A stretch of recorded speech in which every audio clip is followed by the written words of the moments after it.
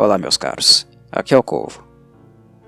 Rare Exports, A Christmas Tale, filme finlandês de 2010, é produto de uma pequena mini-franquia que se originou com um curta-metragem indie de 2003, chamado Rare Exports Incorporated. Em 2005 ele ganhou uma sequência chamada Rare Exports The Official Safety Instructions, mas foi apenas o filme de 2010 que realmente chamou a atenção da cena cinematográfica escandinava.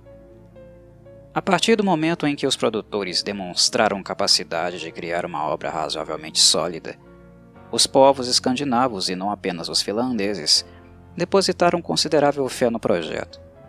O filme recebeu ajuda financeira da Fundação de Filmes Finlandeses e também do Instituto Norueguês de Filmes, sem falar que atraiu o interesse também da Davage Film, uma produtora sueca. Ou seja, muitos escandinavos envolvidos. Imagino que isso se explica em virtude da premissa do filme: criar uma obra moderna que ao mesmo tempo remetesse à tradição, aos mitos e ao passado dos nórdicos. Esta era a oportunidade de criar um filme razoavelmente bom para mostrar ao mundo o verdadeiro Papai Noel, de onde ele realmente veio, e o conceito pagão a ele atrelado.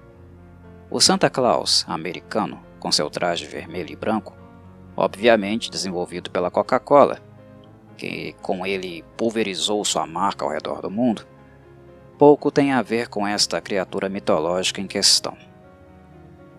Embora existam várias fontes sobre o personagem, em diferentes povos, normalmente as referências bibliográficas sobre o velho de barbas longas costumam apontar para São Nicolau de Myra, um bispo cristão que viveu entre os séculos 3 e 4 d.C. Ele é considerado como a fonte original do Papai Noel moderno. São Nicolau viveu na Ásia Menor, região que hoje faz parte do território da Turquia. Rico e religioso, ele ficou muito famoso por sua generosidade. Após herdar a herança da família, passou a distribuir presentes para os pobres, principalmente para crianças órfãs. Advém deste cenário a ideia do barbudo generoso, o herói do universo infantil. Entretanto, Papai Noel é ainda muito mais antigo do que São Nicolau.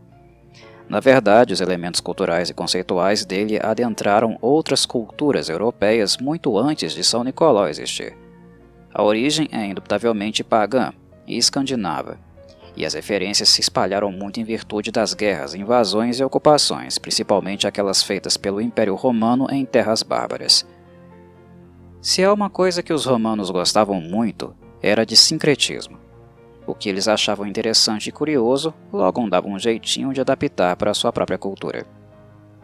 Foi assim com os mitos gregos, egípcios, e não seria diferente com os nórdicos. Como os romanos tiveram uma forte influência também do cristianismo, o processo de conversão do Papai Noel neste velhinho generoso não tardaria a acontecer. Dito isso, o que era então este Papai Noel bárbaro? Como ele era? Os leitores da mitologia nórdica sabem com toda certeza que os símbolos e crenças de seus povos eram bastante cruéis e macabros. Isso reflete o estilo de vida, sempre na ponta da navalha, por viver em regiões climáticas inóspitas, de fome e frio extremos. Se pararem para refletir sobre as feições do Papai Noel e sobre a figura que melhor o representaria entre os nórdicos, a resposta é bastante óbvia, não é verdade? Sim, sem dúvida é o deus Odin, normalmente representado como um idoso de barba grisalha. A ideia de um velho entregando presentes, entretanto, aparentemente se tornou popular não apenas entre os nórdicos, mas também entre os germânicos, visto que eles tinham sua própria versão de Odin, chamado por eles de Wotan. Conta-se que ele entregava presentes para as pessoas durante o Yule, um festival realizado durante o solstício de inverno. Para tal, Odin fazia uso de seu cavalo de 8 patas, o imponente Sleipnir, que possivelmente foi a inspiração posterior para as renas do Papai Noel moderno. A história de trafegar pelos céus e deixar os presentes e doces pela chaminé tem muito mais a ver com os nórdicos do que com nós americanos latinos e anglo-saxões, em virtude de ser comum, na terra deles, nas suas casas, este tipo de arquitetura, muito mais comum. Afinal, o frio lá é sempre de cortar a pele. Eles precisam queimar coisas. No inverno, então, é de mandar quem não se aquece com tudo que pode para a sepultura. Queima-se florestas até as mobílias da casa para manter aquele calor mínimo para poder sobreviver. Outra origem bárbara para o personagem que vale a menção também é pagã e muito antiga, que é a lenda do Velho Inverno, que narra o percurso de um ancião que batia na casa das pessoas pedindo por comida e bebida. Segundo a lenda, aqueles caridosos o suficiente para compartilhar um pouco que tinham, acabavam sendo abençoados posteriormente com um inverno mais ameno.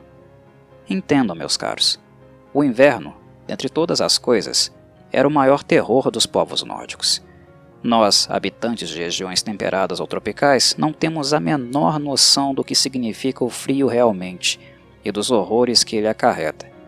Não temos a mais rasa ideia do que é sentir na pele o que é viver, praticamente em todas as estações do ano, trabalhando e se preparando para sobreviver, com sorte, a mais severa delas.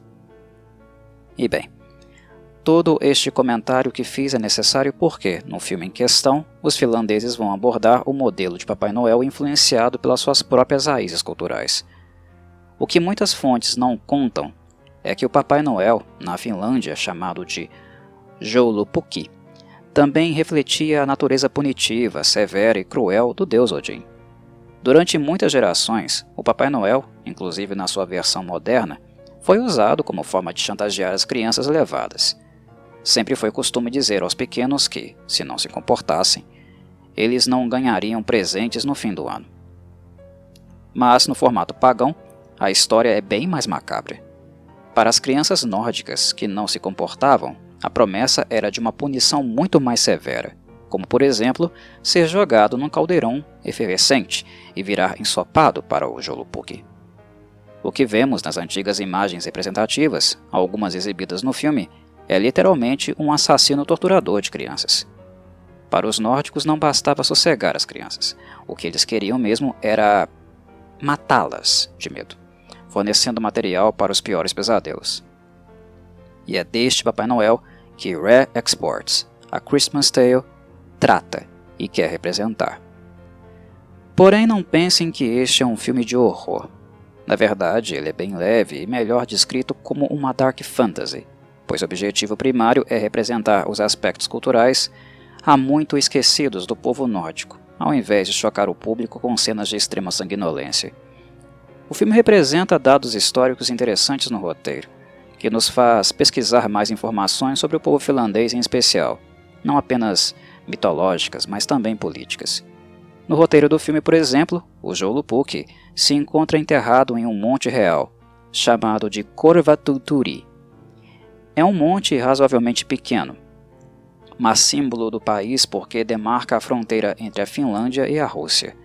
No filme, há escavadores russos no monte, realizando a obra a contragosto do vilarejo vizinho, constituído por finlandeses. Há claramente uma tensão entre eles, que possivelmente remete a rixas muito mais antigas do que podemos imaginar. O roteiro do filme também aborda um feito dos Saami, indígenas, também conhecidos como povo lapão, ocupantes da região da Lapônia, que abrange territórios da Noruega, Suécia, Finlândia e Rússia.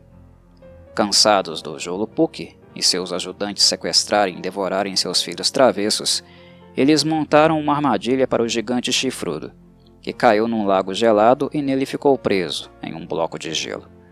Posteriormente, os Saami, segundo o filme, construíram o monte Korvatanturi para sepultar o bloco de gelo dentro dele. Aquele que os russos estão escavando agora e colocando em risco a comunidade local, que por sinal já até se esqueceu do monstro e não acredita mais nele.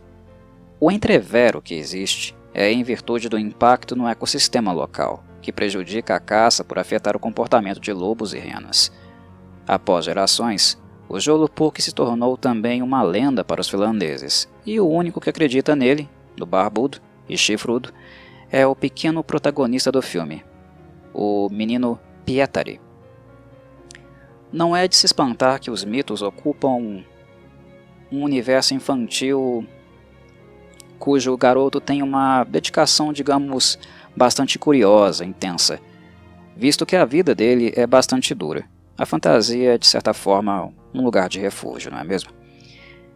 Pietari vive com um pai, Rauno, que tem a responsabilidade de criá-lo sozinho. A condição de vida deles está bastante precária, pois a comunidade deles depende da caça de renas e da exportação da carne. Porém, após a escavação no Monte Korvatunturi começar, misteriosamente quase todas as renas foram abatidas. A promessa agora é de um inverno de fome, e Rauno, naturalmente, fica desesperado. Estressado, ele não tem muita paciência com Pietari, e nem tempo para atender às necessidades emocionais do menino, pois está tentando arrumar um jeito de mantê-lo vivo colocando o que comer na mesa.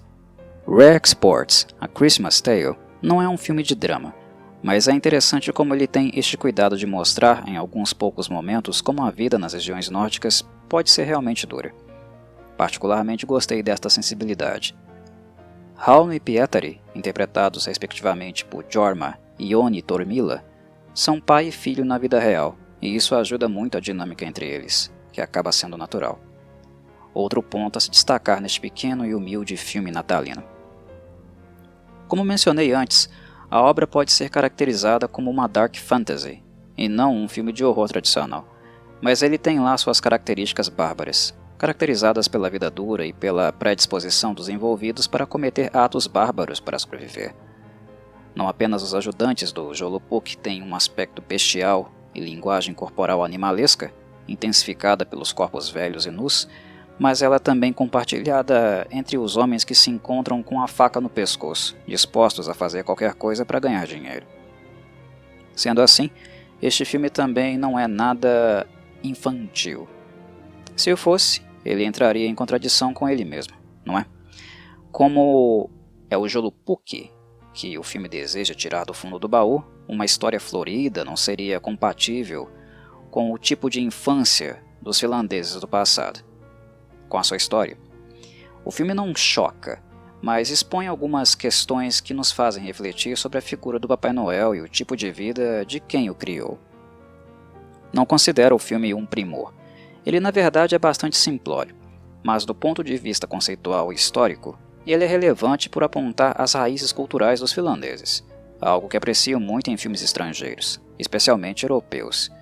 Prefiro 1000 vezes este filme aqui do que qualquer outro que retrate o Papai Noel americano, viajando em renas voadoras e com as veias entupidas de Coca-Cola. Tanto o Jolupuk como o Noel Coca-Cola são monstros horríveis, símbolos de costumes que não deveriam ser cultuados em hipótese alguma. A diferença para mim, e ela é bastante clara, é o fato do Jolupuk ter sido superado pelo seu povo. Ficou no passado, e sua violência não faz mais parte do cotidiano. Já o Noel da Coca-Cola e seu espírito consumista continua aí, em pleno século XXI, perpetuando sua ideologia alienante.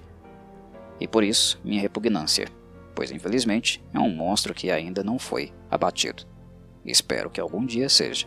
Não tenho esperanças de que eu viva para ver isso. Um abraço a todos e saudações, Corvides.